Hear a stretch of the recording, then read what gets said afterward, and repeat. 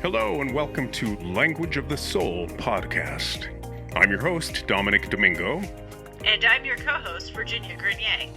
We'd like to invite you to sit back, relax, and enjoy some inspiring conversation. Here at Language of the Soul, we know that life is story. Individually, we're the products of the stories we tell about ourselves. Culture is the amalgamation of the stories we weave about the human condition. Here's the thing. Individually and collectively, we can write our own story.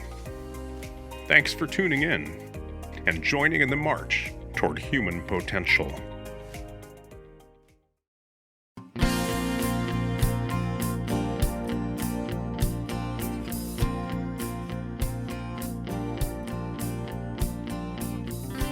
Hi guys, and welcome to Language of the Soul, where life is story.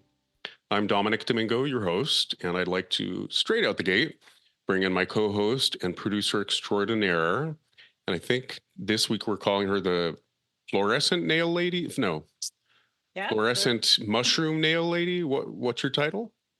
Fluorescent mushroom nail lady works because they glow in the dark.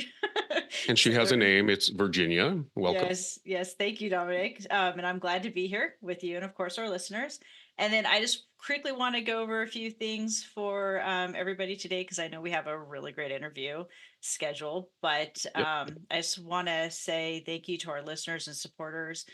Your guys' continued support and sharing of our podcast has really been helping us spread that transformative power of storytelling. And, obviously, if you enjoy our episodes, please consider rating us and giving us reviews on your favorite platforms, sharing the podcast with friends and family. Download them, even if you can't listen to them right away, so you can go back and listen to them, because every bit of that support helps us reach more hearts and minds. And then with that, also, for that more enriching conversation and insights, make sure you subscribe to Language of the Soul podcast on your favorite platforms, especially on Buzzsprout. And you can follow us, of course, out there on the various social medias. And then, you can always find us on Apple Podcasts, Spotify, Google Podcasts, Amazon Music, iHeartRadio, iTunes. You pick it. We're pretty much there. And we just like to say, the more you support us, the further we get to go. And, we're working on building that Patreon community as well for exclusive content and donation options to help us continue doing what we do. So thank you. I'm persuaded. I want to be part of that club. Maybe I should follow it. No, of course I already do. Yes. Anyway, I love that. Thank you so much for fitting that in. And without further ado, because we are truly excited about this week's guest, and there's so much to cover, I already can guarantee we're going to beg you to come on for a part 2. But let's see what we can fit in. So I'm going to start by reading our guest's bio, as usual. And then there's a little caveat before I ask the first very general question. So Michael McPadden grew up in Virginia, dreaming of one day becoming a naval aviator. That dream came true in June of 1981. That dream led to another dream that saw him become an airline pilot, retiring as an international airline captain in 2017. Retirement gave Michael time to do what he loved, only second to flying, which was reading the Bible and studying mythology.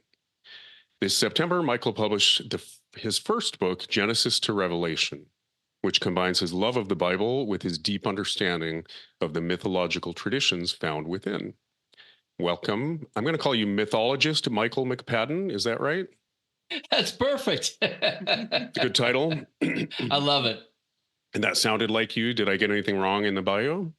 No, that's good. Thank you. It's an honor for me to be here.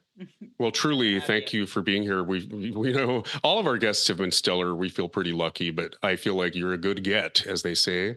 And I really look forward, no kidding, to just sitting back and listening and learning. But I think before, again, asking you a distinct question, I want to read a little description of your book that I read on Amazon, because I think we're here to talk generally, but I think, right, your book seems to encapsulate what you're up to these days. So I'm just going to read a quick quote because it's related to my first question. So from Amazon, I have join author Michael McPadden as he takes you on a consciousness-expanding ride through the Bible. From Genesis through Revelation, no stone is left unturned. This book is not your father's explanation of Genesis or Revelation. In it, you will learn how God created the universe and us, our purpose here, and what happens next. I love that. After reading this book, you will have a very deep understanding of the human psyche, aka the human soul, which means you will have a very deep understanding of how you work. The Bible has always been a book about us and answers any questions we could ever ask about how we work, how our world works, and how God works in us and the world. We need to know where to look. Genesis to Revelation shows us where to look. So I just love that because I just wrote a book called The Seeker. It's set in Minoan culture. And I often refer to the hide and seek we play with divinity, right? The grand illusion where we're blinded to divinity. And I just call it hide and seek. And I got that from a really great Howard Jones song in the 80s. Anyway, so that really resonated with me. But I want to start by pointing out that the few podcasts I watched in doing my research, because of course I always stalk my guests and try to find them in deep, dark, cobwebby corners of the interwebs. I saw a couple interviews with, I'm guessing, an audience that were already Christians or already subscribed to Christ consciousness and some of the terminology you use. So we don't know our listeners that well, but I would say it's safe to say it's a rather mainstream listenership, probably secular. So I'd love to stay really general with my first question. My nephew was going to come on. I have two family members who are ministers. And of course, they have a background in theology and liturgy, I guess is the term. And they are biblical scholars. So I was really looking forward to having my nephew on, but he hasn't committed yet. So he would probably say that in certain fundamentalist circles, there is, of course, a certain, and you were hinting at this earlier, that you may be the first one to really see it through the lens of mythology, transcendent mythology or symbology. My nephew is on the same path, by the way. So in that spirit, I would like to start by asking you, for our secular listenership, our mainstream listenership, if you could do what I heard you do on another podcast, which was beautifully, in a very poetic way, in a very eloquent way, you described the symbolic meaning of Genesis. So I would love for you to repeat that magic for us. Basically, if you could give us a play-by-play or a plot synopsis of Genesis, if you don't mind, and then tell us the meaning behind it. What does it say about the human condition? Or the way I put it is literally, how does it encapsulate not just the human condition, but the expression of consciousness in the physical realm? It's kind of like a handbook for this spiritual journey we all seem to be on. If that makes sense, could you just give us a quick rundown of Genesis, then tell us the meaning behind it? Well, I hope I get the right answer here, because I don't know what podcast you're referring to, but what's interesting, so mythology has two stories. You have the front story and the back story. You read the front story in Genesis 1, and it said God created the universe. If you're a Christian, if you just have any sense of the deity, you don't need to be told God created the universe. So that kind of falls flat on its face. It doesn't make a lot of sense. However, if I tell you that Genesis 1 is about how God creates reality, how he creates our reality, that's a whole different story. That's a completely different story. Genesis 2 and 3 doesn't make any sense, to me at least. It's about two people in the garden. They make a simple mistake. They're thrown out of the garden. Life's terrible for them because of the one simple mistake. But the underneath story, the symbolic story, is about how we work. Okay, so Genesis chapter 1 is about how our universe and our reality works, how God creates our reality. And Genesis 2 and 3 is about how we work as individuals. It's our operating manual is what it is. Was that close? I don't know. Well, I like how you confirmed my take that it's almost like the handbook for navigating, right? Literally, not just the human condition, but like the expression of consciousness in this physical realm. So I like all of that. I think you went into some milestones, though, like the Pentecost, like, right, the dawning of Christ consciousness in us. I think you talked about how the journey begins at evening for a very good reason, and then maybe something you very much pointed out that enlightenment or awakening or redemption, salvation, those aren't things that happen after you cross over. They're meant to, right, in the way of the hero's journey, they're meant to happen while you're still above ground. So that's what I meant by like a linear play by play. Does that make any sense to you? You talked about how Yes. we came into this reality or life actually during the evening when there was still some light. I love that. Yeah. Okay, so that's the metaphor of the days of creation. Okay, that's what you talk about. Yes, yes. So there's a lot of metaphors and symbolic stories that are in the myths that are already symbolic. So there's symbolism on top of symbolism. It can get very complicated, Right, it can get very right. deep and convoluted. So my book makes it pretty simple. But so what you're talking about is the metaphor of the days of creation.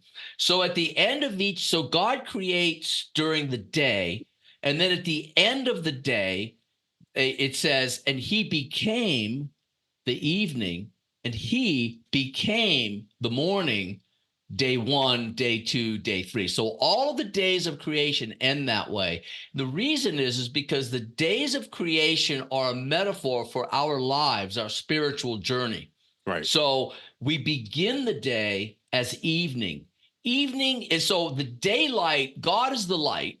And so the sun and the light, everything's done in the light of day, of the days of creation. And then it says he becomes the evening and he becomes the morning, but there's no nighttime in that description. So what's going on here is we come into this lifetime as the evening light. It's not perfect. The difference between evening light and daylight is that evening has a shred of darkness in it. So we start off perfect as infants, but there is a shred of darkness. And as our lives progress, the darkness becomes darker and darker until we enter the darkness. God's not part of the darkness. The darkness is our descent into the heart of the earth. You've probably heard that before. We spend 3 days in the heart of the earth in the darkness. That's our egoic life.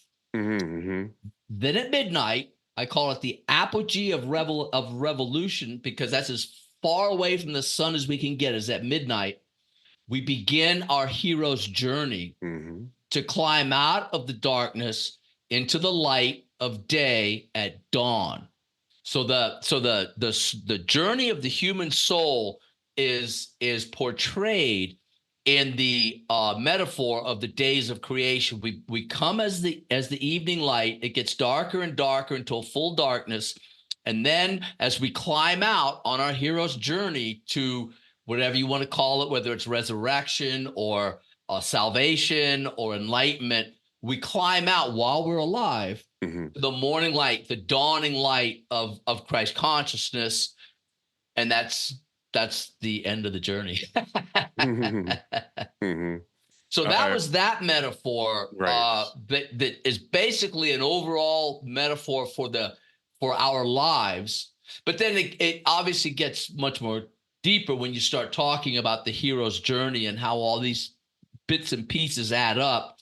Well, I think that's a good transition. I want to ask then, obviously Joseph Campbell and comparative religion traditions popularized this term, the hero's journey, to the point where, in popular culture, you see it, right? In as a screenplay format, for example, and it's become quite popular. What, in your book, do you sort of give a nod to those traditions of comparative religion or even Joseph Campbell, or I don't know, what is the role of the hero's journey in your understanding of this mythology and symbology?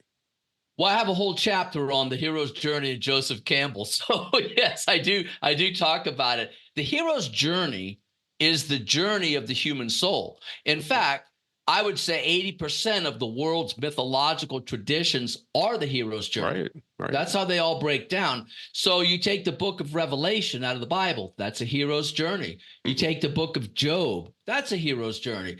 Abraham, Moses, Joseph, Jesus, every one of them is a hero's journey. So these are all like the story of Abraham. Are either of you familiar with it at all? I am. Okay. So basically you have Abraham leaves the city of Ur in Samaria, and he travels to a new land that God would show him, the promised land. And so now I believe Abraham was a real historical character, but his story is written as a myth. So the reason it's written as myth is because there's symbolism in it. So if you remember, Abraham is really old. His wife, Sarah, is too old to have children. She's barren. And she encourages Abraham to sleep with the slave, Hagar, to have a son, to carry on Abraham's name. That's a big deal back then, right? So he does. And so Hagar gives birth to Abraham's first son, and his name is Ishmael, but he is born as a slave to a slave woman. So this is important to understand. Then God miraculously lifts something up that was dead and brings it to life, which is Sarah's womb.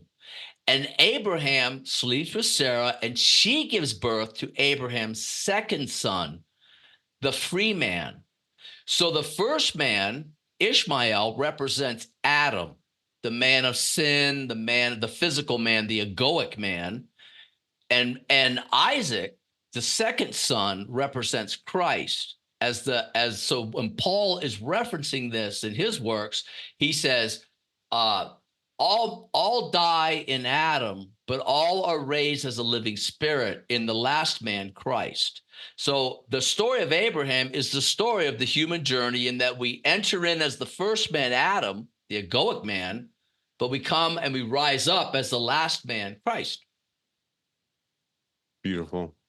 And on and on and on. And every single one of them. It's like a Russian doll, because you're right. Of course, the Bible is a parable, or, of the human condition and the spiritual journey, but then it's full of parables, right? I mean, Christ spoke in parables. So how far down the rabbit hole do we want to go? But I love the examples we've covered so far. And I guess that's what it leads to the next question. Like, if you're observing the template of the hero's journey as we understand it, right, in pop culture, it does inform all the myths, I would say, from the dawn of time, right, through religions and everything that stemmed from those myths. And just for our readers, our listeners, I want to say The Masks of God, of course, is a good thing to check out, and The Hero with a Thousand Faces. Do you have any other Joseph Campbell books or videos that you would recommend? That is the Hero with a Thousand Faces is the one that I've pretty much earmarked to death as I'm reading it and referencing it from my book. But the language of symbolism is everywhere. So we talk about, you said it correctly, by the way, the Bible is a parable. The entire book is a parable, because a parable is a mini myth, right? And so it dawned on me one day as I was out walking that we cannot teach spiritual stories without symbolism. It's impossible. Here's why. So our brain, and this goes into what we're going to talk about later with mythology, but our brain works with language in the left half of our brain, right? So that's what the language center is. It's logical, it's left-brained. We only create words for the physical world, right? We have a couple words that are exclusive to the other world. Well, God and love, for example. But most of the time, what we do is we create symbolic words by taking words that mean things in our world, like fire, earth, wind, and air, and we transfer it to the next world. We say there's fire, and it's spiritual fire. So we go, well, that doesn't make any sense, because I know what real fire is. What is spiritual fire? Then we have a discussion about what it is. Or water. What is water in the spirit realm? There's no water in consciousness. Right. So it means something else. It's symbolic of something else. Water is the spirit. Fire is the psychic pain we all suffer when we are pulling ourselves out of our egoic selves into our pure consciousness.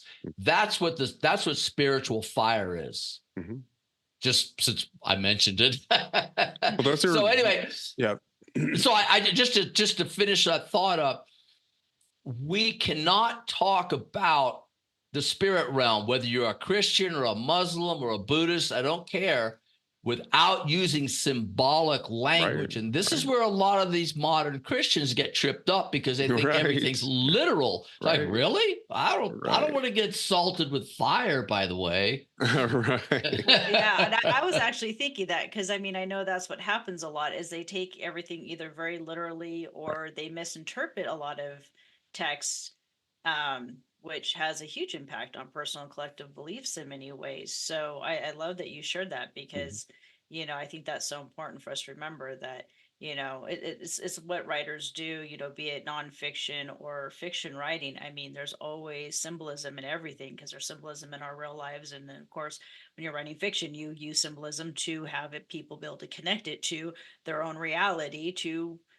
dive into a fictional book and suspend their disbelief, you know, on stuff. So, yeah.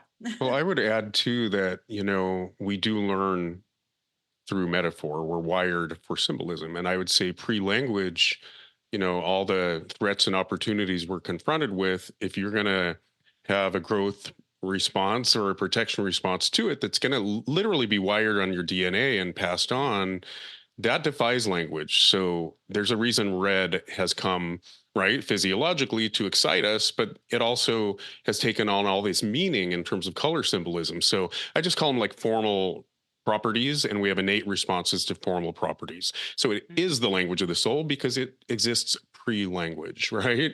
And so on that front, I'm going to actually read a question. So there's a reason. I mean, we're really talking about here the reason we start the podcast with life is story, right? We're wired for metaphor.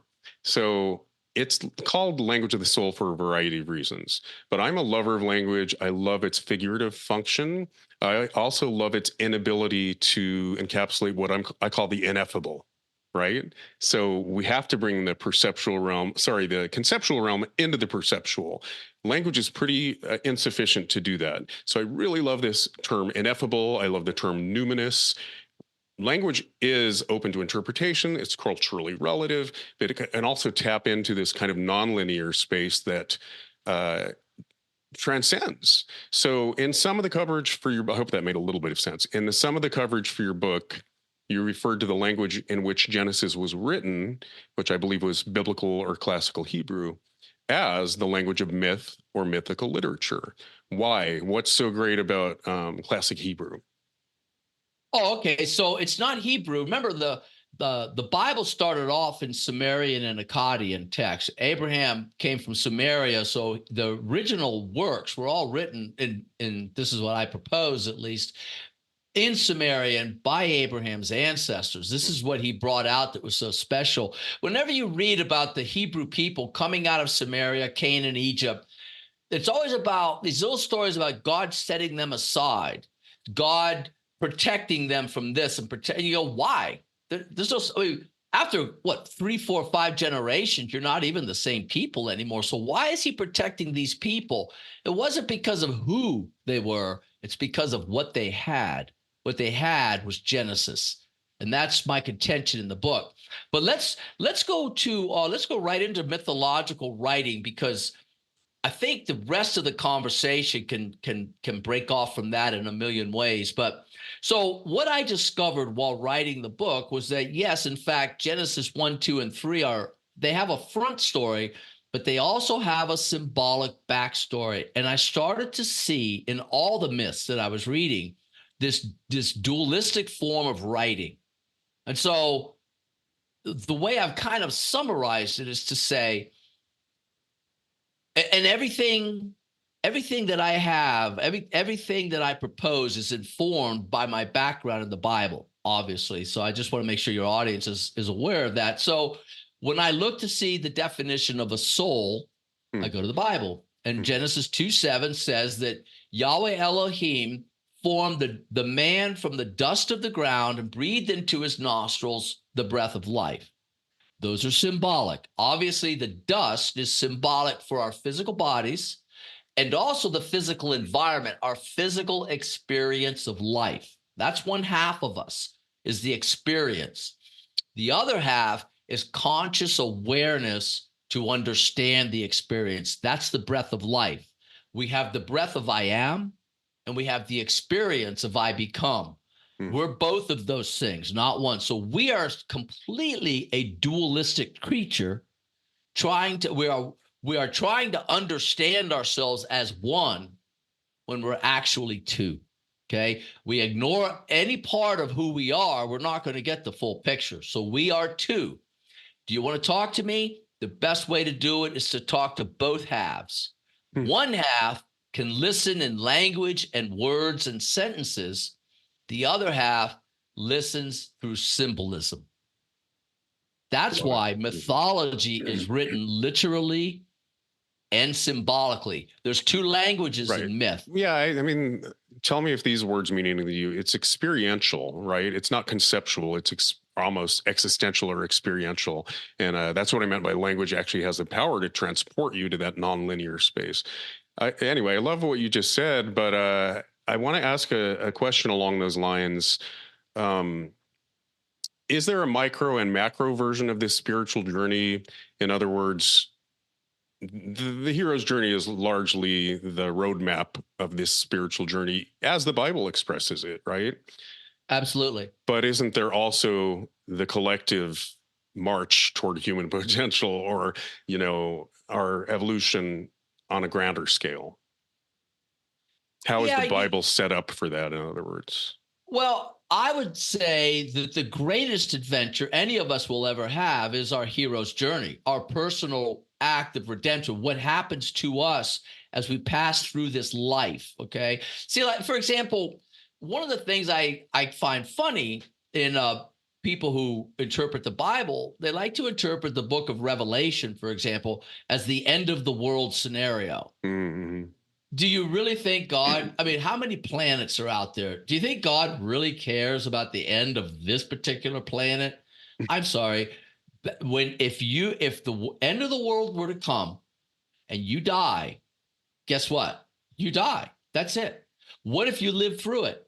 Well, you're going to die anyway. In other words, the most consequential event in our lives that's going to happen to every single one of us is death. And taxes. I think, and taxes, yes. But the point is that somehow it seems silly to me that we would focus on some physical event out there, like the end of the world, when really the biggest event we will ever face in our lives is the resurrection that occurs at the end of life, our death, right? So the hero's journey is a spiritual story. It's a story of the journey of the human soul. Everything that happens in the world is really, I don't want to discount it too much, but the physical world is not that important in our journey. In other words, we each have a universe that we're living in. This is what the Bible says in chapter 2. And what it's trying to say is that you and I could be sitting at a ball game right next to each other and watch a baseball play happen on the field and have two completely different experiences of it, even though we witness the same event, because you're living in your universe and I'm living in my universe. And these two universes aren't the same. They're different. All the experiences that I have will be different from all the experiences everyone else is having. What would be the point of redundancy if God's creating all of this, right? So we're seeing it from different perspectives. So to answer your question, anything like the evolution of the human being is a physical experience. And I don't think, this is my opinion, I just don't think that's important when it comes to our spiritual journey. What happens in the physical world, it's part of the spiritual journey, but not essential to it. So you and I are living in a time when humans are where they are right now, and maybe in 100,000 years we'll be different as a species. But Those people will have those experiences then, and they will be different from ours, obviously. But we're having this experience now where we are. I like that. And I want to back up a little bit because, you're talking about Revelation and the end of the world and stuff. So this is always something that's kind of gone through my mind when, because I've grown up with a religious background in Christian. Enough said. Yeah. And so like one thing I always thought about, like, when I would hear my parents talk about stuff or when I went to church with my parents and that stuff would be said. And then I'd sit down and talk like with my grandparents who lived through World War II. And I'm thinking, well, if you think about it, like stuff that is, supposed to be like this prediction to the end of the world. I mean, wouldn't people during World War I, World War II, even wars before those ones have gone, oh my gosh, this is it, because there were markers that you could literally say, well, yep, that's in Revelations. Yep, that's in Revelation. And so I love what you're saying, because to me, that was a huge historical event. It was the close of a chapter in time and a new beginning. And I think sometimes people, at least how I've always looked at it in my mind, is, it's kind of that, how do you align those historical teachings and contemporary, religious beliefs with, those kinds of events and realize, and that's how I've always kind of looked at it as, it's, a new dawn, a new beginning.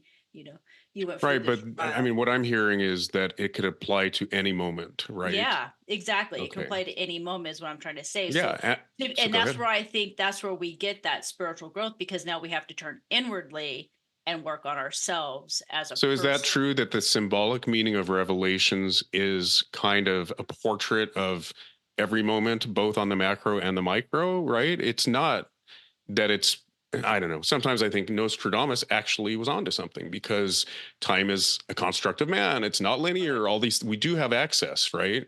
But is that kind of, Michael, what you're saying, that it's a metaphor and it's not that it's literal, it's not going to go down this way, but it is the mechanics of how every moment operates? Like you were hinting too, that we do reify information, and your reality is different than mine based on perspective and semantics and these lenses we all wear. But it seems to me the Bible and a lot of sacred texts and even philosophic traditions and um, thought leaders will promote this idea that we're actually tapping into the universal. We all have our own subjective experience, but there is something universal, and here's what it is. Sorry if I confused you, but Virginia seemed to be hinting that it's kind of how to navigate any rebirth. It's not, and I happen to think the end of my world is the end of the world. I've always seen, and it's called solipsism. I don't want to get too far down this rabbit hole, but I just see a correlation between all world events and what I'm going through spiritually and emotionally. So I do feel like, if Revelations is right around the corner and the doom speakers are right, yeah, that makes sense. It kind of mirrors what's going on in my life. So is the end of the world, the end of your world, the end of the universe? And anyway, is it true that Revelations is sort of symbolic of our ability to transform and be reborn in every moment, or did I project that? You ask really hard questions. Did it make sense though? No, it did make sense. I didn't say it was not, I didn't understand it. It's first of all, Revelation is a roadmap, and it's quite literal into what you and I will see in our lives. It's a hero's journey. We start off, let me just give you some snippets so you can kind of ground it to something. So the very first part is where we start the adventure, right? It's not the first part, but when the adventure starts for our hero, it's the rider on the white horse, and he's followed by 3 other horses. So the 3 horses are basically the 3 sins: lust of the eye, lust of the flesh, pride of life. And those are the 3 states that each of us will exist in, or 4 states each of us will exist in at some point in our lives. We will be consumed by lust of the flesh, lust of the eye, pride of life, or the white rider, overcomer of the world. The 4 riders set out, but only 1 returns. Okay, that's you on your hero's journey. When you walk into the great city, that will be your resurrection moment.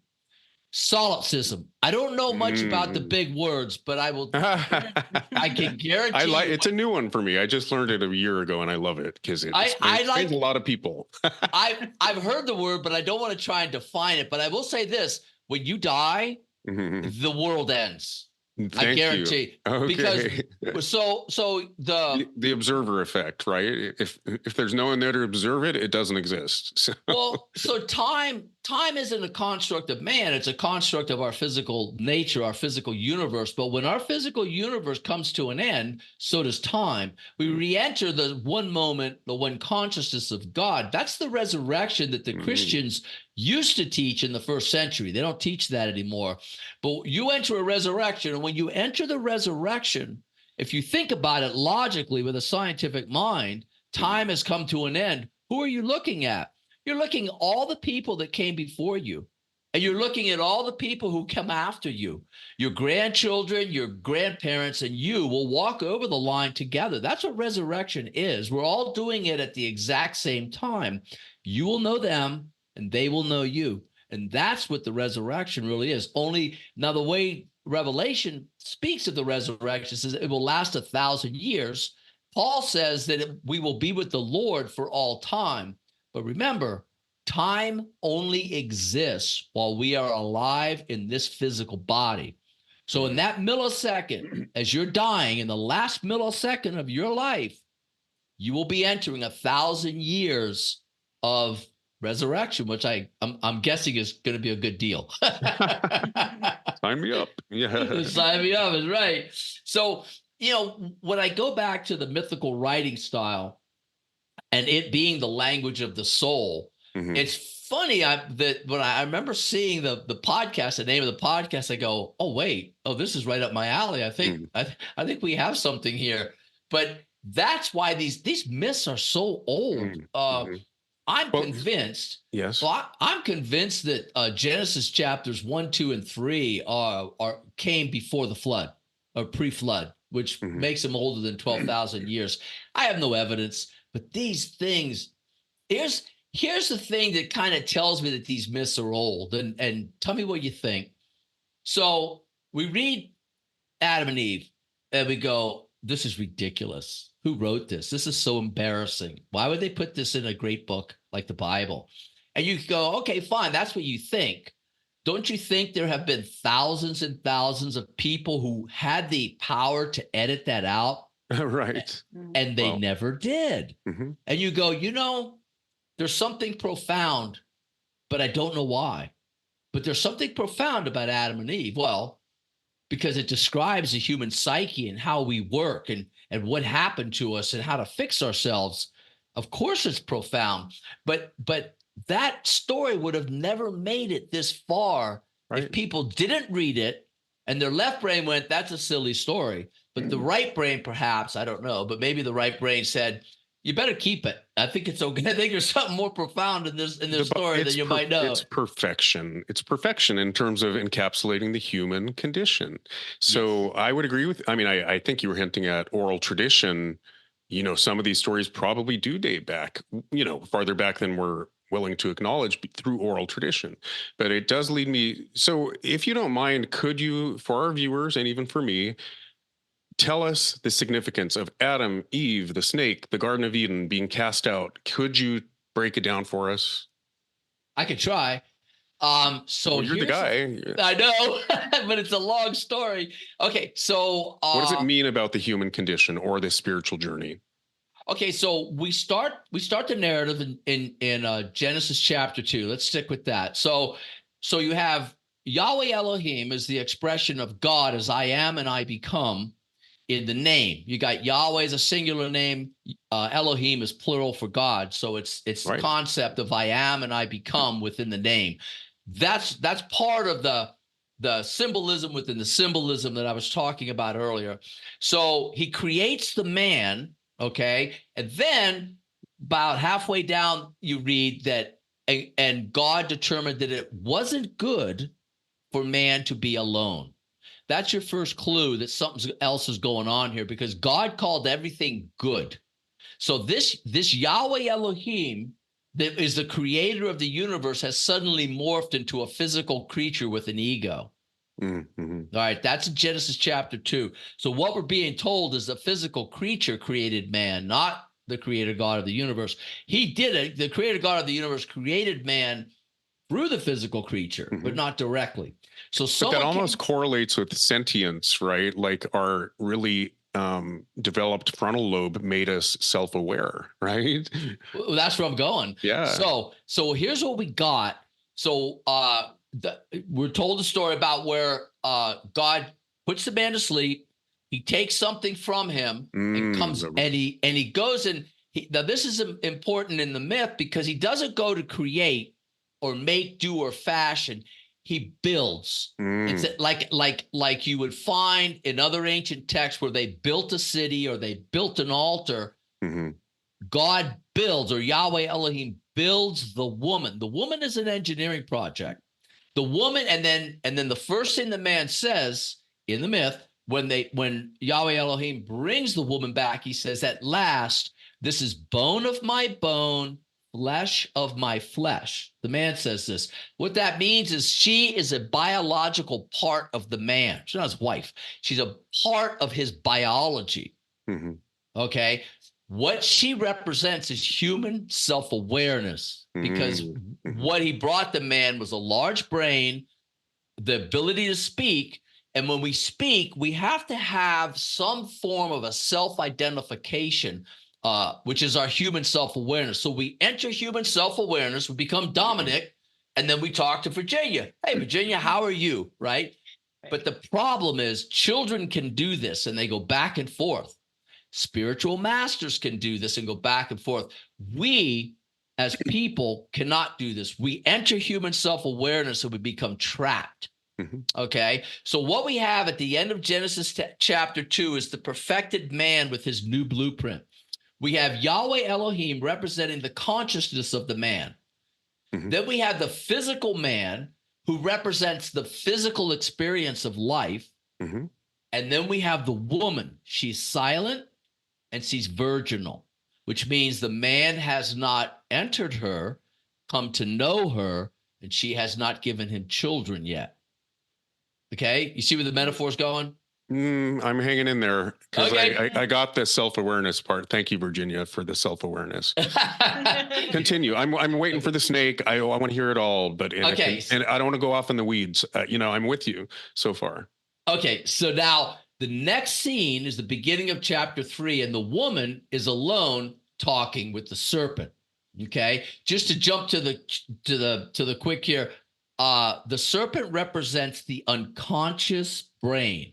All right, and the woman, as self-awareness, represents the man's captured spirit in human self-awareness. So when you sit down and talk to yourself, hey, Dominic, what do you want to do today? I don't know. Have this conversation at the internal spaces of your mind. You're talking to you're talking to the serpent. Right. All right. That's who you talk to. And if you don't believe me, just like I say in my book, just talk to yourself and see who answers. If it sounds a lot like Siri, that's your clue. So anyway, so the serpent represents the unconscious brain. The woman is self-awareness. She is program code separated in the brain. All right. So far, so good. Just human self-awareness by itself isn't bad. What happens is every time the man comes into the woman to become the woman, she births a child, and those child becomes our personality, our mental illnesses, our physical debilitations, all the things that ego brings is what the children of the woman represent. So the woman is always going to be with us. She's human self-awareness. That will always be. But the children of the woman are the things that we will battle with our whole lives until we conquer all of them. And that is basically the myth. The man leaves the garden because the garden represents the perfection of his soul as he lives in the tree of life. The tree of life is the compassionate heart that we understood as children. The tree of knowledge of good and evil. Is that the same thing? Okay, so it's the tree of knowledge. And you're right. It's the tree of knowledge of good and evil, but it's the tree of knowledge because it's in our head. We Well, so enter much in. the emphasis is usually put on the tree, the apple, the snake coercing her to eat the apple, then the expulsion from the Garden of Eden. I was kind of waiting for the meaning behind all of that. You may have, I'm going to have to listen to this again. It's really dense, but you may have addressed that. But that seems to be the sexier thing that people like to talk about is the temptation, the apple, what it means to be expelled once you have carnal knowledge, all of that. So yeah, so the man, it's pretty interesting. So at the end of Genesis chapter 2, you have the virginal woman and the man, and they were naked, and they they were not ashamed. Right. But then, as soon as the woman eats the fruit of the tree, they realize they're naked and they become ashamed. So that's what Paul would have called the law coming in and understanding what sin was. And so that is the condition that all egoic people are in, this condition of sin. It doesn't matter how bad you think you are. Everybody gets guilty about stuff that they do, right? Because that's the nature of human beings. So it's this, the woman displays 3 sins at the tree of knowledge. And those 3 sins are, lust of the eye, lust of the eye, lust of the lust of the flesh, and pride of life. Those are the 3 sins. And those correlate with the horsemen in Revelations. Yes, it's always 3 sins. Every time a hero sets out a hero's journey, he usually has to overcome 3 obstacles. The book of Ruth in the Bible is a hero's journey, and the 3 obstacles are represented by Naomi, the hero, losing her husband, and then her 2 sons die. What about Job? Is it a triad in Job as well? So Job is what I call the original myth. So the hero's journey myths only talk about the adventure. Remember, I told you the adventure doesn't start until midnight, right? But because there's all of this time, why does the hero have to adventure? And so the original myth tells us, so Job starts off in this perfected life. That's childhood. Then then the evil one comes and takes all these things away and plagues the man throughout his life, right? And then at the end of all of these plagues and these terrible things that have happened to Job, he's complaining, and then God shows Job his majesty. In other words, apotheosis has come upon Job. Job sees God in his flesh, as we all will. And so when he sees God in his flesh, he repents. He realizes, I don't know anything. I was a complete fool to question any of this stuff. And then he goes back to his former state of being perfected like he was as a child. That's all of our journeys. Before you die, I promise you, you will become a perfected master, maybe in death, but it's going to happen. It happens to all of us. Is there like a degree, or do we get a certificate of some kind or a crown? It's funny because I still complain about stuff that goes on in my life. You'd think I would know better, but I don't. And usually if I'm complaining on a Monday, by Wednesday, I have a reason as to why I should have been complaining on Monday. It's like, could I get this reverse? Like not complain to begin with? Is that a thing? So like hindsight? Yeah. 2020. So the symbolism of the trees, there's only one tree. And it's representative of a state of mind. So one of the things we learn in the New Testament is that children are already where we want to be. Children are already in the kingdom of the heavens. So there's a scene where Jesus is sitting down minding his own business, and these women come and bring their children to be blessed by Jesus, which is a good move, I would think. and his disciples are blocking the way, right? They're not letting the kids get to Jesus. Why am I picturing seeing Santa Claus in a shopping mall, right? Like trying to. I know. Go ahead. I'm trying not to see that either. But anyway, okay.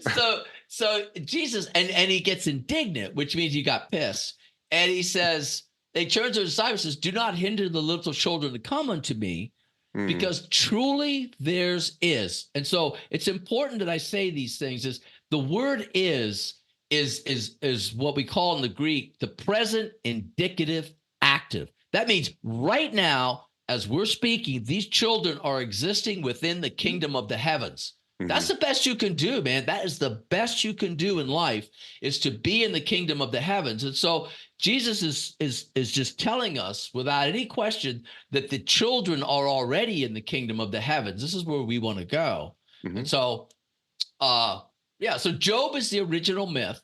Halfway through Job starts the hero's journey, his climb back to glory that happens at the end. Beautiful. I love it. Yeah, Job is, I think we all relate to that to a degree, right? When we're enduring challenges or loss of any kind. I love what you said, and I am absolutely going to have to listen to this later and let it sink in. Virginia, well, but I guess I'll ask you, Virginia, did that resonate as far as your understanding of Genesis or the Garden of Eden? It did, and I'm gonna throw a spin on here, because as you were talking, Michael, it really made me go back to my foundational beginning in psychology and my studies on the different theories and stuff of the, the earlier philosophical social can't even talk now, sociology, and then of course psychology aspects of theory in the field. And when you're talking and kind of going through like the symbolism representation, something I never even thought, even when I was doing my studies, didn't even think about, but I started thinking about Freud, Sigmund Freud, and his id, ego, and superego. And so to kind of, and this might help maybe you, Dominic, a little bit. So I was like, as you're kind of talking about like Adam and Eve and their initial state there in the Eden, I was thinking like, well, that's kind of like, our instinctual desires, like as the id, like and base drives the id. Yeah, exactly. And how it's like a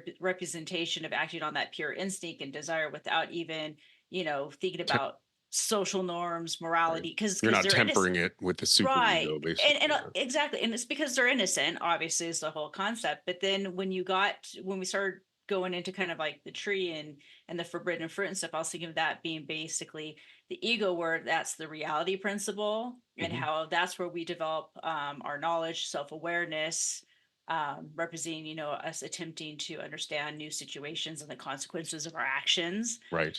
And then under the superego, that's basically where is our moral consciousness. So basically that's symbolizing our understanding of right and wrong. Codes. Exactly. The internalized moral standards of awareness of sin and stuff. And so when I was like, wow, I never thought about psychology in these terms, but I'm like, well, that's that's the spirit of my book, and therefore this podcast is actually reconciling different teleological views of the world, right? Or different systems of belief, and saying actually they kind of are not mutually exclusive, and they're actually saying the same thing. So, Michael, does that fit in? Does that sound about right in terms of a Freudian view of all of this? Yeah, they just use different terms. Exactly. So, but there's a triad. Notice that. Id, ego, superego. That's true. Yeah. What about, we like the triads, don't we? The way I look at it is I took it obviously from a biblical point of view, and it's simpler to understand. So you have human self-awareness. Like I said earlier, you're fine. What happens is we start to build a belief system. This is huge. So we build this belief system. The belief system, all the little beliefs that we have in our life, are the children of the woman. It's the children of the woman that actually fight with the serpent. They're the ones that in other words, the serpent, our unconscious brain, that's going through life on its belly, because that's what it does. And then us fighting with the way that the world is being presented to us. That's the struggle. So we build these belief systems, and I kind of make a little bit of fun of the human condition, in the sense that we build up these beliefs, but we also carry with us the things that we are required to believe that we do not believe. Okay. So let's say you joined a group. Okay. We'll just say some group, a fan club, and they say, here's 10 beliefs you got to believe. And you go, if you went to a meeting and said, I'm good with 1 through 8, but 9 and 10, I'm a little sketch on, they would throw you out. Right. Because especially if it was, even if they didn't believe. Yeah. Even if they didn't believe, because we all believe everything in the document, basically. So we all belong to groups, and we pretend to believe things we don't believe, and that causes cognitive dissonance. Right. That's a form of cognitive dissonance that follows us throughout our life. Cognitive dissonance is the same thing that Jesus and Paul described as spiritual fire. Okay. There's also cognitive dissonance that happens to us because every day we change. Every time you change the belief system, the only way it can go from point A to point B is more cognitive dissonance. So imagine the belief system as a blob that you're trying to destroy, you're trying to get rid of, because the belief system is what keeps you locked into the tree of knowledge, your ego. So you're trying to get rid of this blob. It doesn't matter whether you move it from point A to point B in the sense of I've become a different person. That causes pain. If you're trying to shrink it out of existence, that causes a lot of pain. So the Bible has terms. They say that, let me see if I remember it. In Revelation, it is drinking the wine of her passionate prostitution. That is the daily cognitive dissonance that we suffer as we change the people we are, or as life changes around us. But then the type of fire that you will feel when you're trying to actually destroy the ego, get rid of that blob, is what they call drinking the God's anger undiluted from the cup of his wrath. Doesn't that sound like just strong the most words. awful? Beautiful. It's very, very poetic. Those are all very strong words. So the point is what they're trying to describe. That describes the pain of destroying ego. Right. And drink. On this podcast, I mean, every week we talk about crucibles, right? And how all growth and transformation is the product of adversity, right? And but on a grander scale, there's something called the dark night of the soul. Is what you're describing also the dark night of the soul, or is that a bigger milestone? That's bigger milestone. So the best way I would describe that. So in Paul's letter to the Ephesians, we're really getting into the Bible stuff, but I'm trying to keep it as secular as I can. But this is about how nothing is going to happen until what he calls the apostasia. The apostasia is when you finally separate internally from your ego and yourself. And you see that separation. You see that is program code running in your head, and that's not who you are. That's a huge, and then he says, only when that happens can the day of the Lord come. Day of the Lord is enlightenment. And so first, so that's the big rebirth. That's the big, chrysalis and rebirth is the dark night of the soul. So what they call that in Revelation, which is interesting, is actually the second death. So the first death is when you're a child, and the death of Christ, the death of your spiritual perfection as you enter your egoic nature. So they call that the first death. The second death is the death of ego. And that's why in Revelation it says that those who go through this process before death will not suffer the second death. That's what that means. To me, that ties, and I know, Dominic, you and I have mentioned this before, the Carl Jung concept of the shadow and how it symbolizes the hidden and often darker aspects of our personality. And then, of course, we have to confront that and integrate it for our own personal growth. Yep. Yeah. Well, I guess sorry, go ahead. I have some questions. I mean, we're hinting at some of the the questions I formulated in advance, and I always want to take the opportunity to get to them. Go ahead, Michael, and then I'll jump to my rote question that I have written down. I was going to say, ask me that rote question. Oh, well, I mean, it's all interrelated, but what I'm noticing is we're talking about Freudian terms, Jungian terms, popularized terms like archetype. And I guess I've already got my answer. It seems like you're with me that maybe even, oral tradition around the campfire, maybe even pre-language, a lot of our stories have followed us, right, as a race in our dialectic, and they became the myths and legends that became the religions. It's all interconnected in my world. So one of my questions was, I find the Greek myths to be pretty impeccable, right? Not in isolation, but when you look at the canon of Greek myths, you know, as a whole, they seem to be perfectly, right, a perfect encapsulation of the human condition. So one of the questions I had was, do you see, I mean, you were hinting that oral tradition, like about Abraham, actually survived for many centuries and became, right, finally found its way into scripture.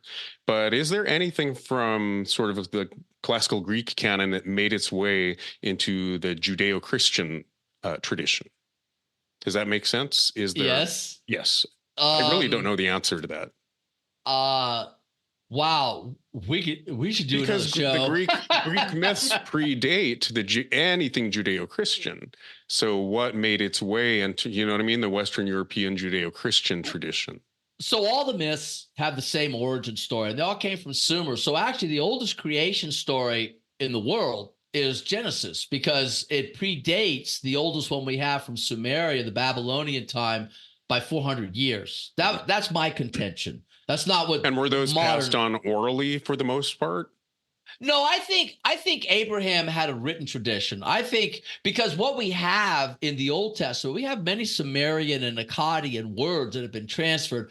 That sounds like something that would have been done in the written form as opposed to the oral form. I'm sure some of the stories were carried through the oral tradition, but I think a lot of what Abraham had was written.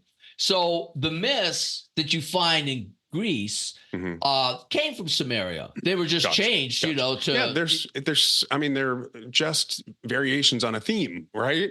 That's what I love. I thrive on finding the common ground between a lot of these, philosophic traditions or spiritual traditions. So that's that's distasteful to some, but I love finding the common ground and therefore the universal. So in that spirit, I do have a two-parter for you. Can I say something about the Greek myths before we go? Please. Yeah. I mean, so what I wanted to point out was what's different, I think, in the Genesis myths is they're literally intact. That I found some mistakes and some additions that they had done over time in the Genesis myth, but you could see the original writing, what was originally there.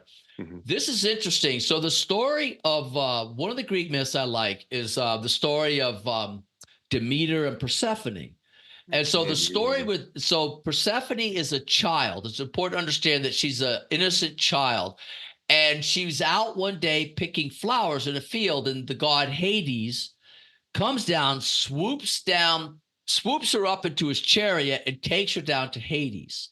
Right. And so this is the death of Christ in childhood. That's what this originally meant. But the Greeks had it for so long, they lost the understanding of what it was supposed to be. And so they ended up changing it. It became a story about the seasons and how winter and summer and whatnot. But really, this is the exact same story that you find in Genesis chapter 3. In Genesis chapter 3, the woman is referred to by the narrator and God as a feminine entity, but she refers to herself, and the serpent refers to her as a masculine entity.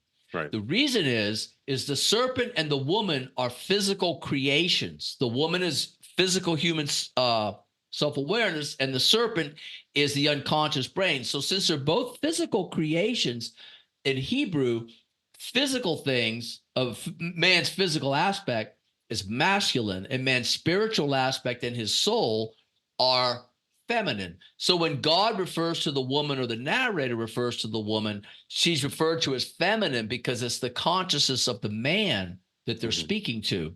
And so you have this female child, Persephone, which represents the Christ spirit and innocence, taken away in childhood and returned in adulthood. Okay. What was your question? Well, I like that because you're tracing them all back to Sumerian, right, tradition, and how they just became two different animals.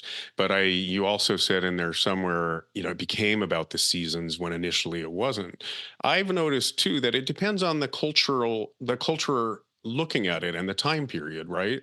With the myth of Icarus, so that applies to Persephone as well, right? If we're in the Middle Ages and we're all about squelching our humanity, right, and flogging ourselves, you're going to interpret. I just wrote an Icarus, right, a variation on Icarus, and I did my research, but I think, if you look again during the Dark Ages when it was all about fire and brimstone, and it wasn't about our humanism, it was about being faulted creatures. Oh, it's about flying the middle path between heaven and earth. Don't get any ideas. Don't fly too high. Don't fly too low. Right. But in another time period, it meant something very different.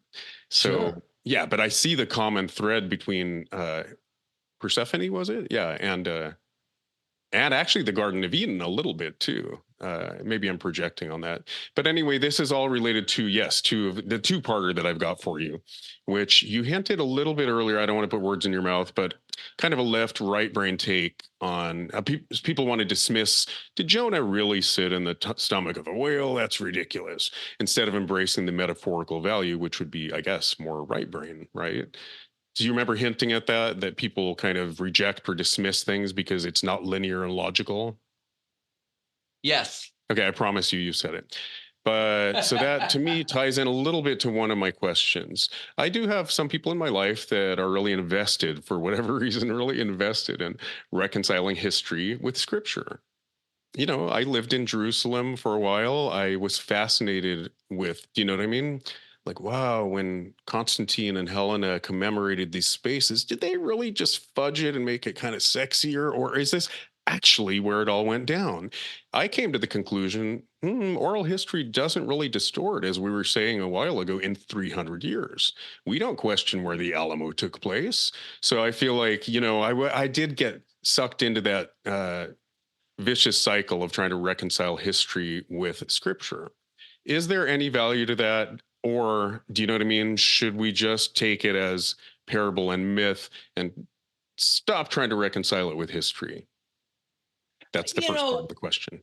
It's hard to say. The only history I really deal with was, did Abraham bring Genesis with him out of Samaria? So that leads to understanding what the name of God is and what God told Moses his name was, and how that relates to the very first stories in Genesis. I already talked about I am and I become, and that's the name that God gave to Moses, and it connects Moses to Genesis. In other words, the name that God's giving Moses in 1200 BC is the name that we find in Genesis from 2000 BC from Abraham. Other than that, I mean, did Paul shipwreck on, I don't know, I think it was Malta, the island of Malta, and it doesn't change anything for me whether Right, he did exactly. or didn't. I can't well, even get the too Greek caught myths, up. it's tempting to, with the Trojan Wars, or like the Mycenaean invasion, or even the I forget the volcano that kind of did in the Okay. No, there was another one that was a major, it just changed everything in the Aegean, Oh, yeah. But you wonder what is Oh. strict mythology? Did she really launch 1,000 ships? But I don't know. It's tempting to go down that road. I look at the metaphorical and, as we were saying, symbolic value of it, and I'm not that invested in reconciling it.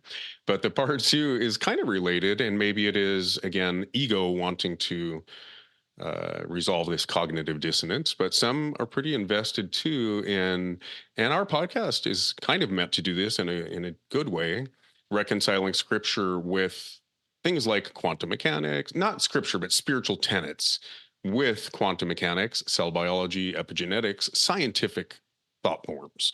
So in other words, I do believe a lot of the divisiveness that we can't shut up about in this moment is imaginary, right? There's these binaries we create that actually aren't mutually exclusive on further examination. So that is, if we have an agenda, it's kind of that. Like, actually, we might be saying the same thing using different semantics, right? A different perspective. So on that front, are you invested at all, or do you see any value in reconciling scripture with science? In my world, is an imaginary divide. I call it the grand illusion. So I just started a YouTube channel and a Rumble channel, putting little videos out based on my book. And I think the first one I put out was Religion and science finally agree. It's a 3-minute video. You should definitely look it up. I think you'll like it. Absolutely. Yeah. Basically, what I do is I show how the first description of quantum physics is in Genesis chapter 1. It literally, so quantum physics is interesting. They talk about the wave, and the wave is what they call a wave particle duality. Right. And so it's neither. It's not a wave. Right, it's not a particle until an observer observes the end part where it breaks down into a particle.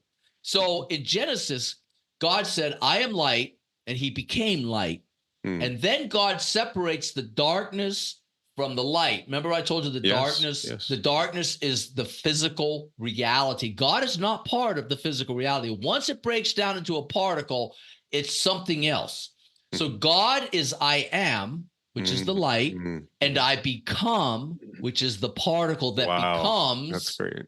All right. Yeah. So basically, so quantum physics was described in 2 verses in Genesis chapter 1. Then I put in the video, I say, that's what real genius looks like. I love it. Wow. Well, or just a direct line. We're wired for the truth, right? But it just takes different forms, and sometimes it comes out figuratively, which is the beauty. Like, that's kind of what I was hinting at earlier. Like, we can address the ineffable through poetry, but maybe not with empirical means. So I think we're on the same page. That's really beautiful. I will check out that video. And can you put that? Can we put that link in our episode description? Yes, I will. I'll send you an email as soon as we hang up here. Okay. And before I forget, on a related note, I'm sure you've read the Gospel of Judas. You know, I haven't read much of the extracurricular gospels. I don't even like half the ones that are in the book right now. So I don't. Well, that's what I was going to say. A lot of people too are invested in debunking them, or just, it's silly. It's all ego, but like the things that got canonized versus, what was the agenda behind? How did it serve the power structures? And I don't know. I finally found it online, and I thought, oh, thank God for the interwebs, because I can actually read the Gospel of Judas, and it wasn't what I thought. Now, granted, there are missing chunks, and they kind of fill in the gaps. But if you believe it, and language is not an exact science, right? There's a lot of room for cultural relativity, but I found it very, compared to at least certain versions of the Bible that I've read, just a kind of almost contemporary language and very metaphysical. I'll leave it at that. Similar to your take on Genesis. Well, Sorry, go ahead. With the extracurricular gospels, you can't say they're wrong, or you can't say they're right. We just don't know about these things. A bunch of people got together, they voted on the ones that they put in, the Matthew, Mark, Luke, and John. They're fine. They're fine. There's a lot of mistakes in all 4 of them. And I've heard, tell me if this is true, like, of course, each one of them wrote it for a given readership, either a pagan readership or a Jewish one. And so I give them credit for actually allowing for those discrepancies, Oh, yeah. So with Matthew, you have the lineage, Jesus's lineage going all the way back, and whatnot. And that was obviously for a Jewish audience, where the Gospel of Mark, I like the Gospel of Mark because it's short and to the point. All right, here's what happened. He did this, and just this. Just the facts, ma'am. Just the facts, The interesting thing about the Gospel of Mark, though, is that it all that stuff about the resurrection, that wasn't in the original. The original ended when the 2 women went to the tomb and found it empty, and they left telling no one. So they just walked away and didn't tell anybody. And that was the end of the original Gospel of Mark. When was the rest added, out of curiosity? Okay, so the New Testament's interesting. If you wanted to see it in 3D, if you take the 4 Gospels and lay them out next to each other, you'd have like part of Mark, and then you'd have Matthew. But then as time goes on, you have additions being inserted into these Gospels, into these narratives. That's kind of what I saw in the Old Testament too. For example, in Genesis chapter 1, day 5 was they added it later. Does not fit with anything else in the narrative, day 5. But what does that say to you? I mean, that's what I was hinting at earlier. There's a lot of speculation about the agenda, the early church, the power structures. What does that say to you? Oh, well, basically, these people, I suspect that day 5 was added shortly after. It was either added with Moses or shortly afterwards, because day 5 is when they create the birds and the fishes. But so they must have thought, based on the textual narrative, that there were no birds and fishes created. And they said, well, we got to have birds and fishes. Oops. Right. But in day they 6, hired an editor. oh yeah. Well, this goes on all the time. Is they're always trying? Is this correct? Whatever. So they. Well, I think people started to examine, like we're saying, the actual function of storytelling and what makes something resonate with the human condition and what doesn't. Let's perfect this thing. Let's make it sexy. You know. Well, that's why the hero's journey is so attractive to us as a story outline. Because it is our story. It's our very, very human story. It's the story of the human soul. We recognize. It's not just relatable. It's the truth. I mean, that's my opinion. You know, there's no denying it. Yeah. It's like it's written on our DNA. Yep. Somehow we know, like I remember watching Star Wars. It was Star Wars the first time. And, just somehow knowing that this was our journey, somehow knowing that these are the steps that we all must pass through to be successful or whatever. But it resonates because we're wired for it. That's our line to the truth. Anyway, of course, we're going to have you on for part 2 because we're going down some alleys here, but there's so much to cover. And thank you for everything you've said. I'm going to listen to this later, maybe to slowly bring it to a close. If I could be selfish, because again, there's so many parables we can analyze, and you've given us some really distinct examples. Job is pretty, you know what I mean? Most people know the story of Job, so I think that was awesome. Genesis in general, the Garden of Eden. Thank you for indulging me on those. I have a personal one that I want to know about because I haven't taken the time to investigate much. And I'll start by telling a quick story. When I was living in Jerusalem, my Italian grandmother would have murdered me, and she's still alive, by the way, at 100 and something. But I was like, oh my God, I got to do the Via Dolorosa or she's going to kill me. So I did the Walk of Christ and and here's where, Veronica washed his feet. Here's where he stumbled with the cross. And I was like, oh my God, my grandmother would love this.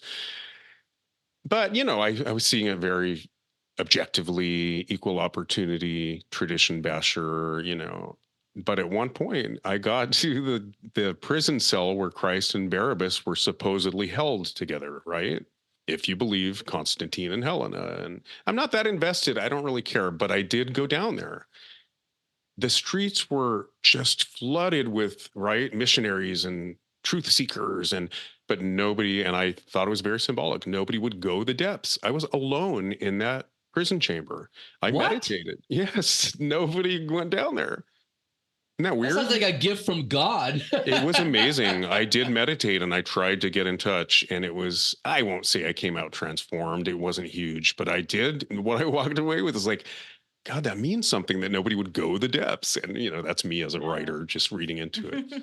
But all I know is I felt like Lazarus, and that myth really resonates with me.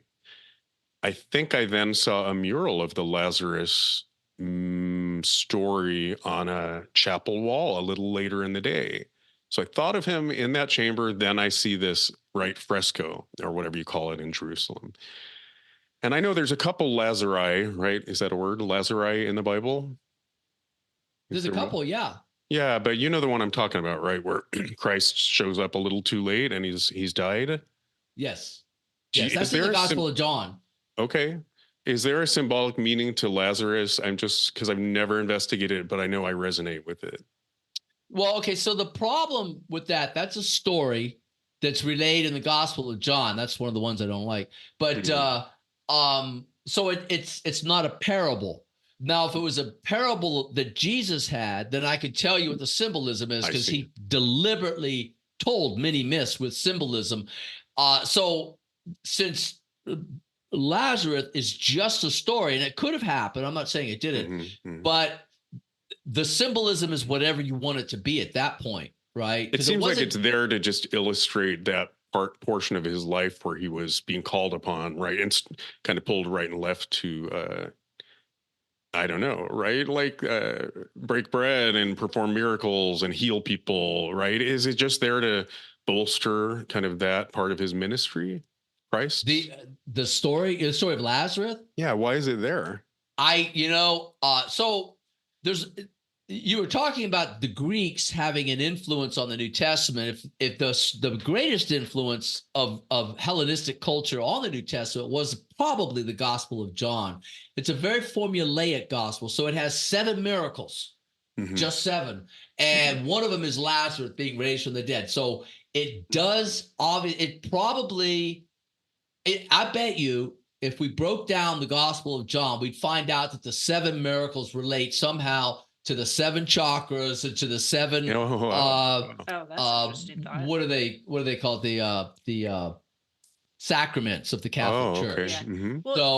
Yeah. So 7 is almost as popular as 3, isn't it? Yeah. It's the second most popular number in the Bible. Wow. Can I throw another thought out too about Lazarus? Because, obviously everybody knows about, him being, resurrected by Christ, the way the story goes. So beautiful. Could it be maybe like it's demonstrating the power of faith and be a metaphor for like maybe spiritual awakening and transformation? Like I said, it could be so. Anything you want, really. Okay, and then I won't share mine, but I just find it really beautiful and poetic. But maybe, is anyone interested in Noah? Can we go down that road, Virginia? Yeah. Well, I know it's in Genesis, right? But you know that Yes. movie came out with Russell Crowe, and it rocked my world, and I didn't know about the Watchers or any of that.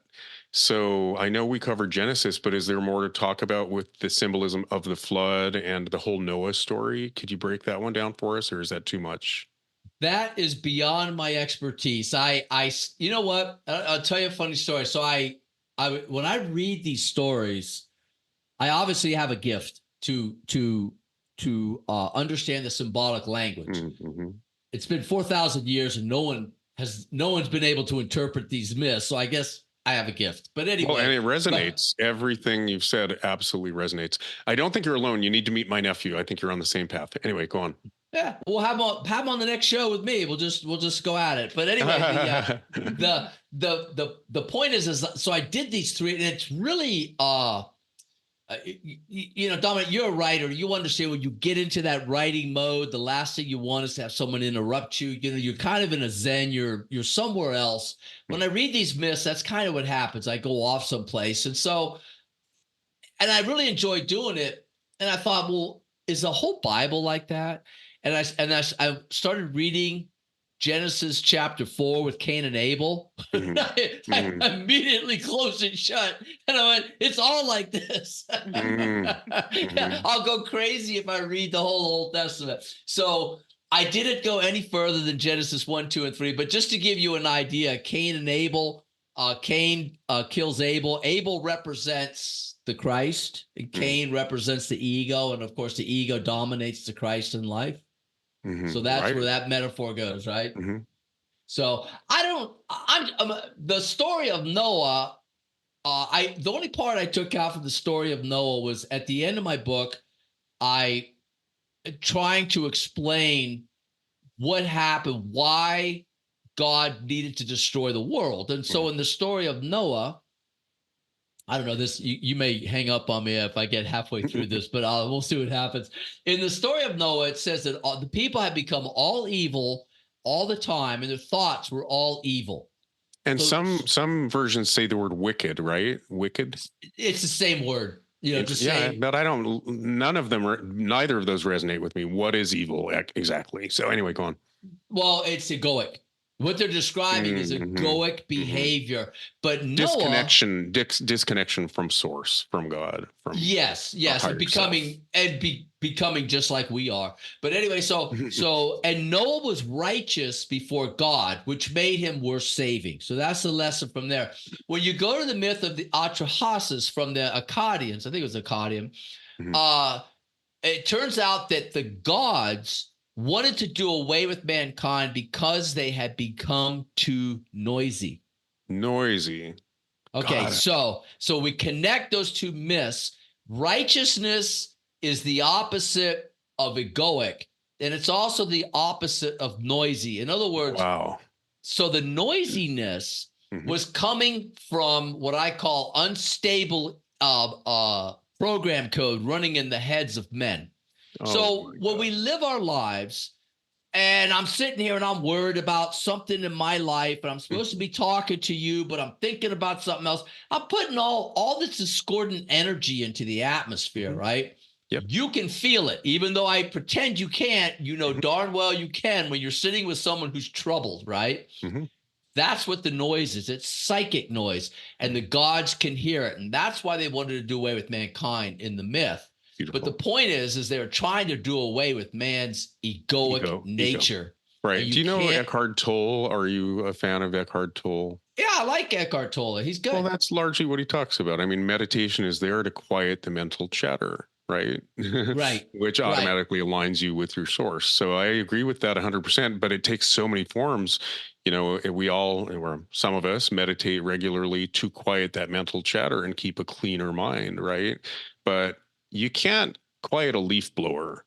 So if you live in my neighborhood, I mean, I've been saying jokingly lately, like the minute I'm president, I'm doing away with above ground power lines. That's visual pollution. I'm going to do away. You heard me say that the other day, right? With Greg Spolenka, Virginia.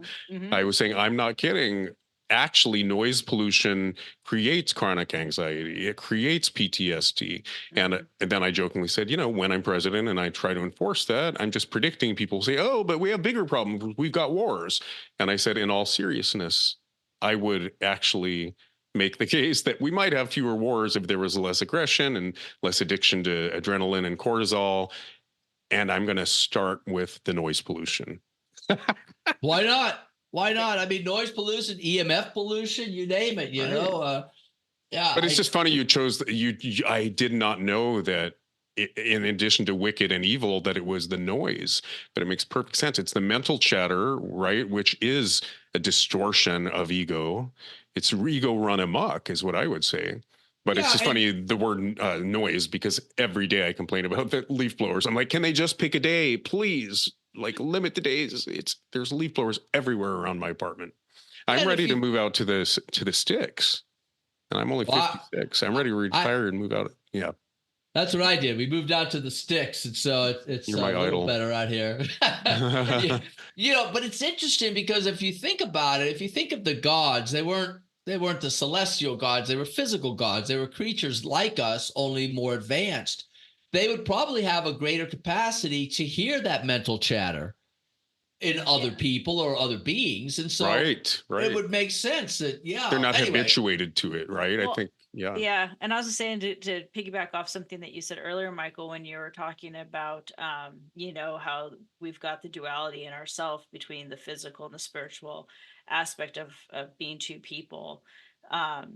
That noise that you're speaking about, Dominic, I mean, if you think about it, that helps us basically become disconnected, where you can't hear that inner voice because you've got all the chatter around you from everywhere else. You can't tune out the noise, literally. Yep. Yeah, which is why, you know you and I both love to meditate and like the silence, because it allows us to go deeper in and to, you know, really hear beyond just what is next to us.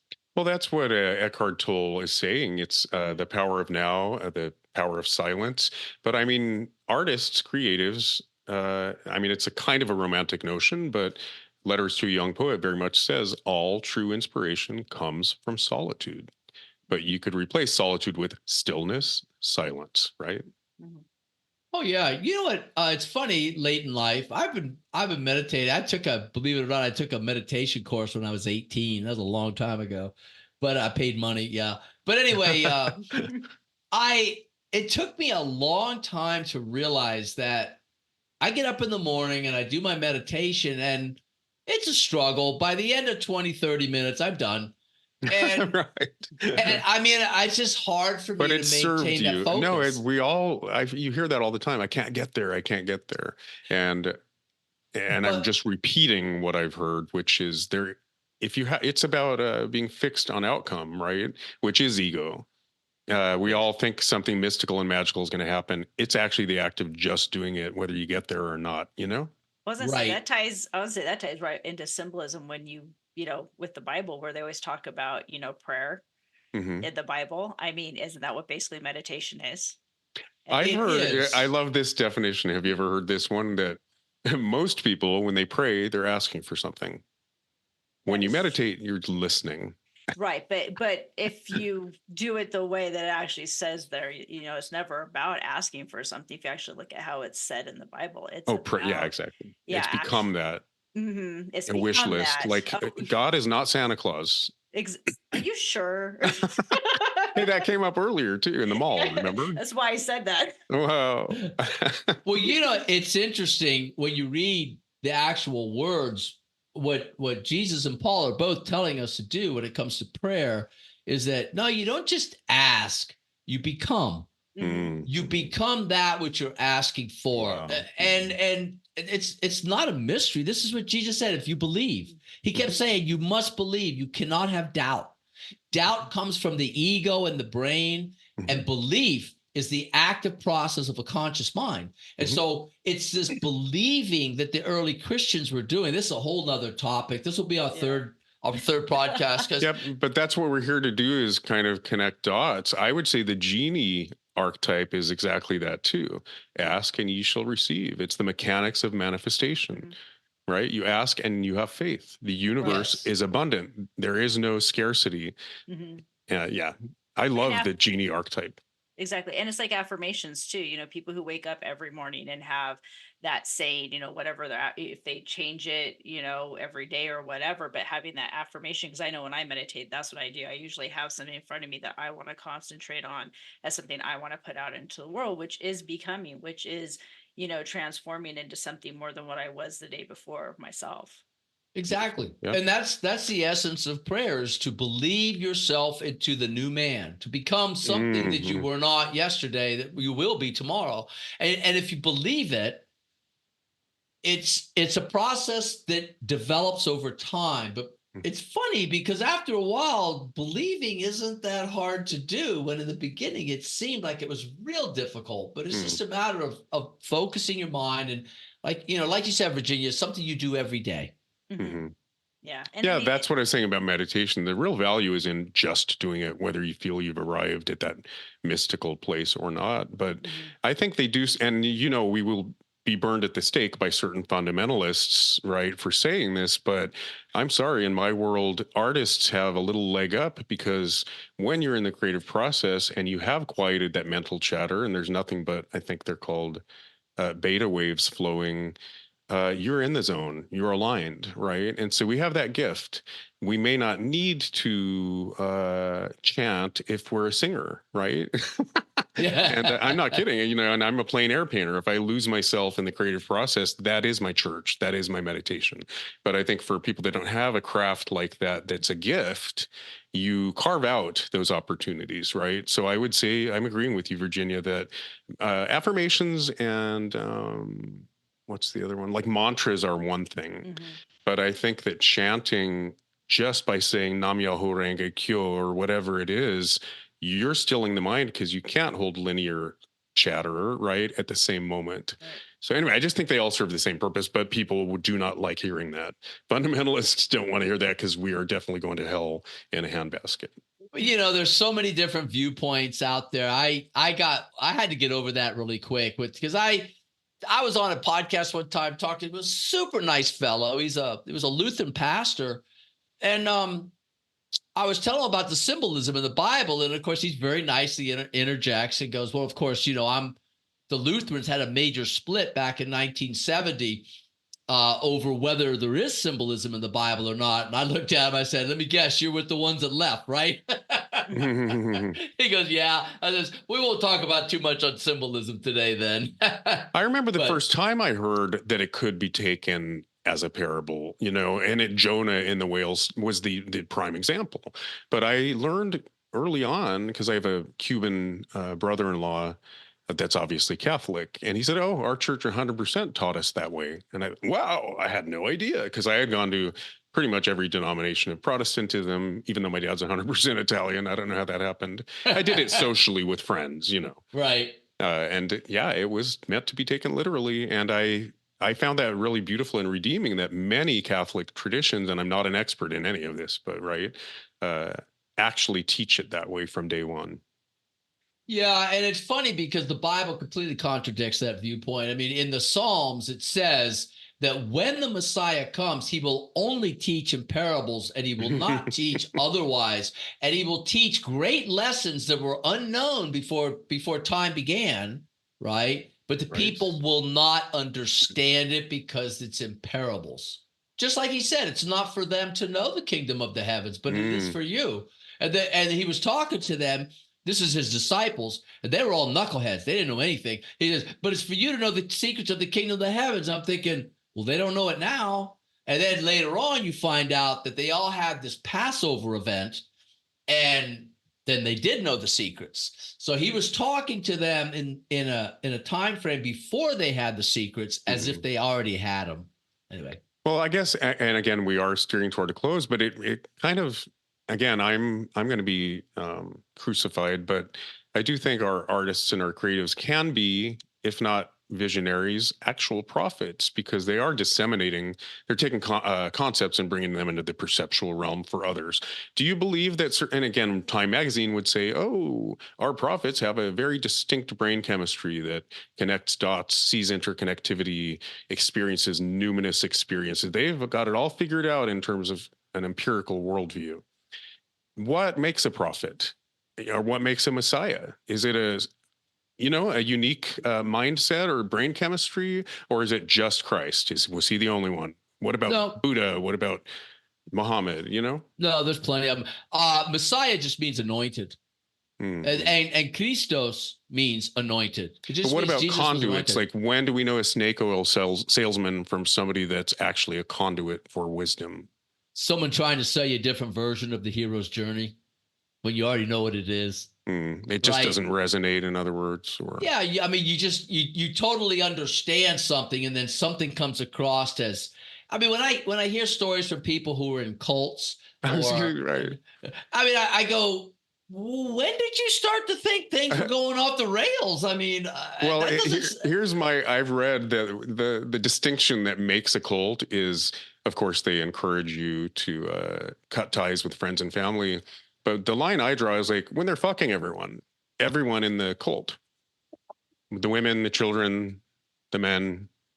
Isn't that a good indicator? Yeah, shouldn't you know? I heard a testimony from some girl, and she was in a cult, and her mother was like one of the wives. Oh no! And like something happened to the number one wife, and her mother had been like number 4 or 5. And she got a promotion. She was expecting one, and she didn't, and she didn't get it. And another lady got the promotion to number one wife. And the prophet, he was a head dude, told the mom that she wasn't made of the right stuff. And then the little girl goes, and that night we were walking 40 miles. We were out. That's awesome. We were out. Whatever it takes, right? I love that was the motivation. They finally wake up to figure what your situation is. But yeah, you were talking about something earlier. I wanted to finish up. We were talking about meditation. What I wanted to say about it was interesting is that it dawned on me in the past couple of years that the greatest value of meditation for me is when I go out on my afternoon walks with my dogs. I realize that I don't think. I just walk and I observe. I walk through the woods and the field, and I go, I'm doing a walking meditation, and I didn't even realize it. Exactly. But that's what I'm saying. It takes many forms. And actually, I don't want to say too much, but the family member I mentioned that I hope is going to come on has really had a learning curve. He's more than ever open to, like we're saying, the parabolic meaning of scripture. But, in his youth, he wrote a whole paper about how everything that doesn't glorify God is folly.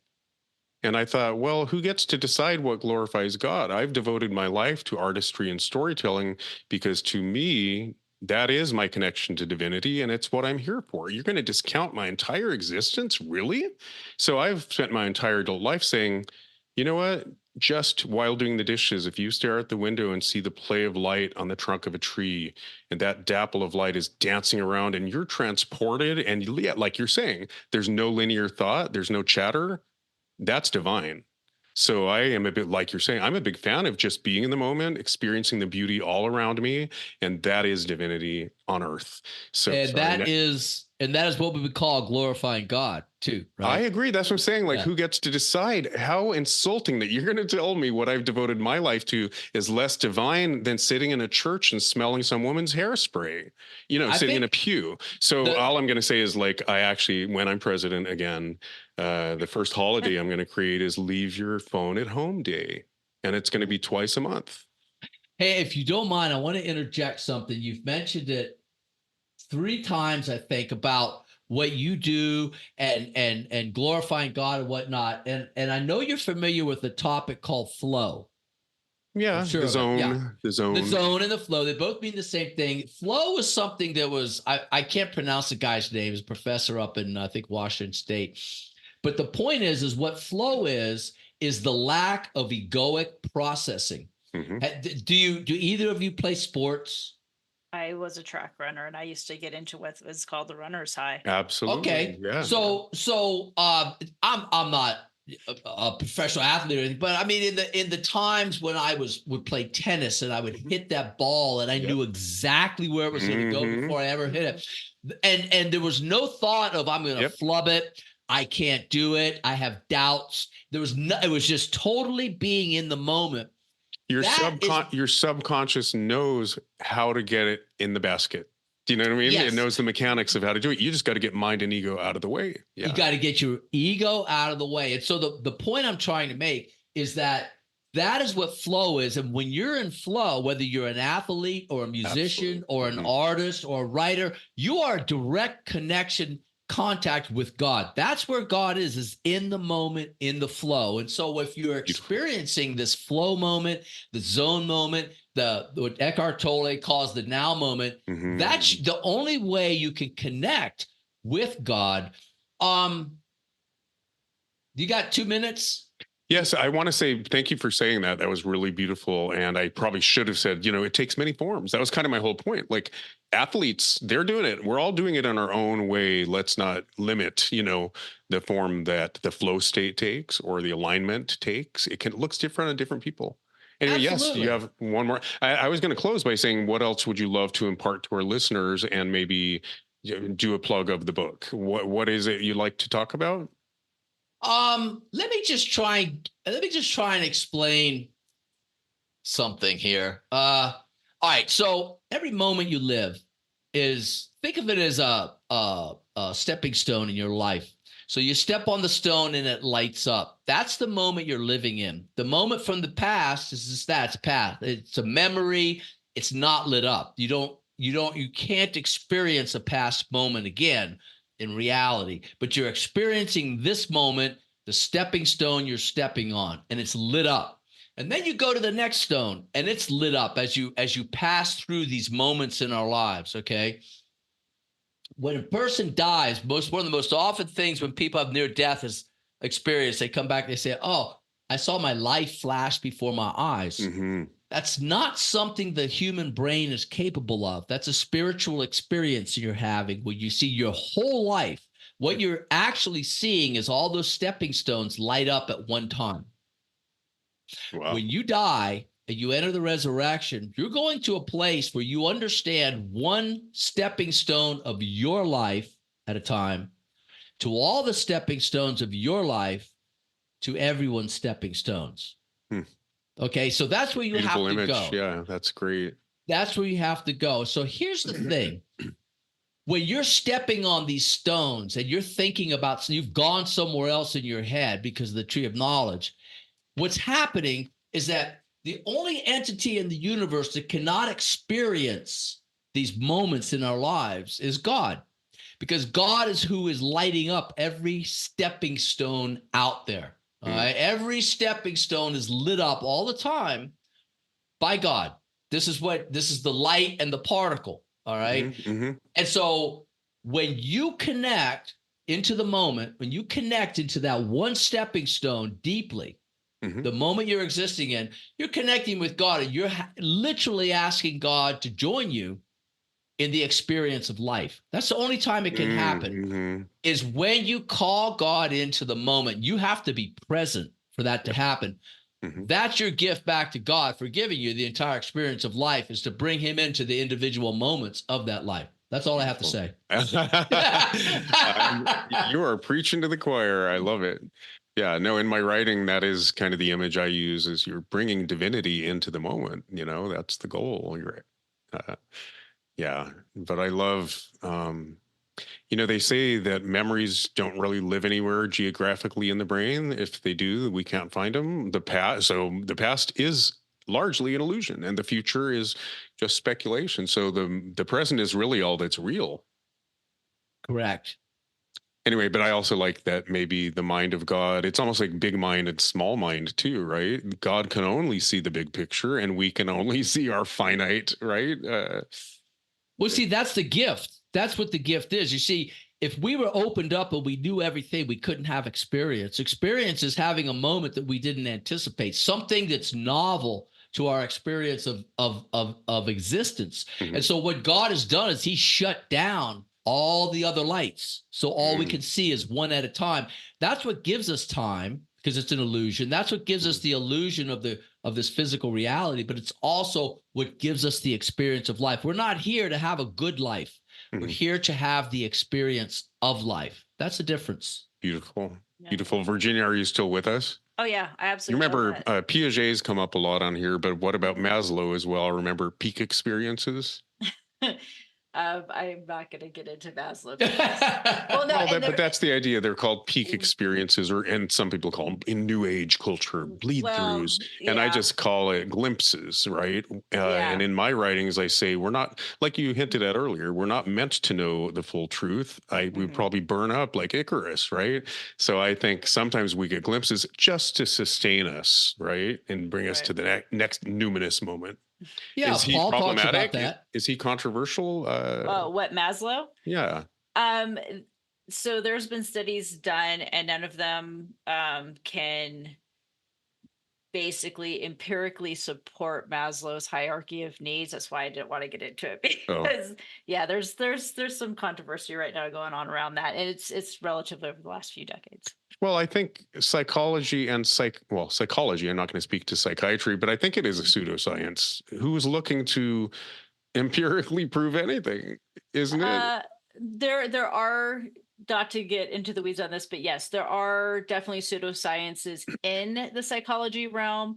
However, in actual clinical, key term, clinical mental health, there are empirical studies to support. But it's data and then consensus. It's getting the approval of your peers. I'm sorry, I'm at 56 years old and I'm using the word pseudoscience loosely. I'm not trying to insult you. I'm a big fan of psychology, but whether it's Maslow's hierarchy or Piaget's developmental stages, right?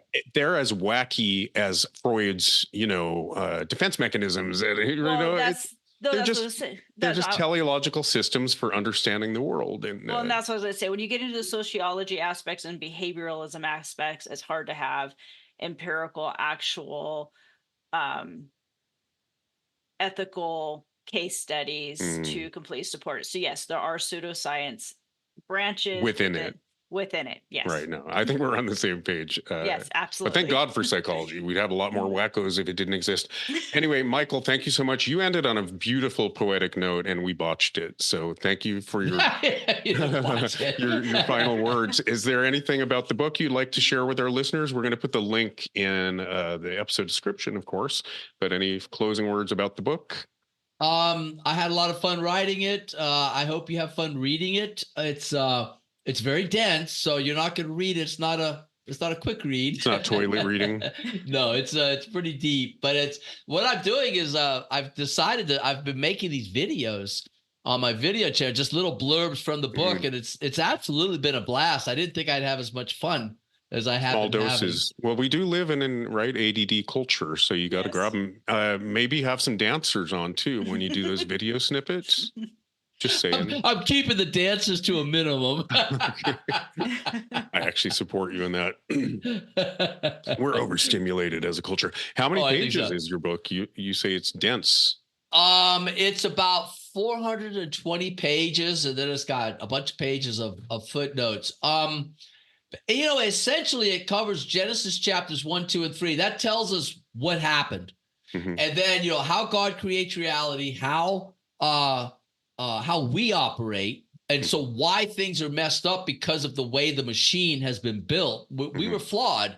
We weren't built correctly. Someone has some explaining to do on that one. And then we jump to the New Testament, because what you learn is that you run by the program code in your head.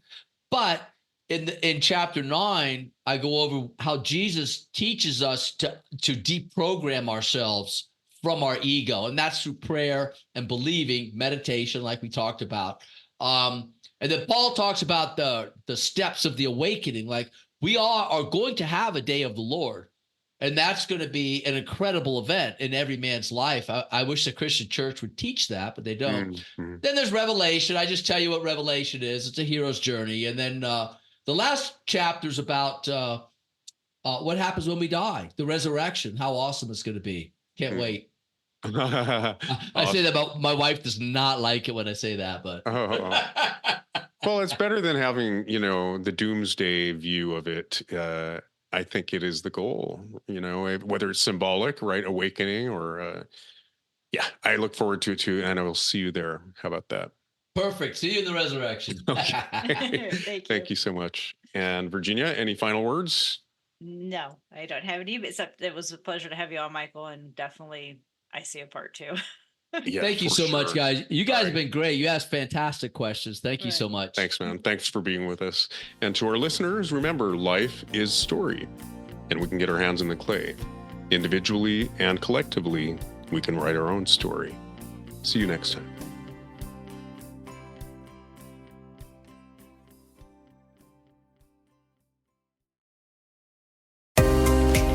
We want to take a moment to thank our wonderful listeners and supporters.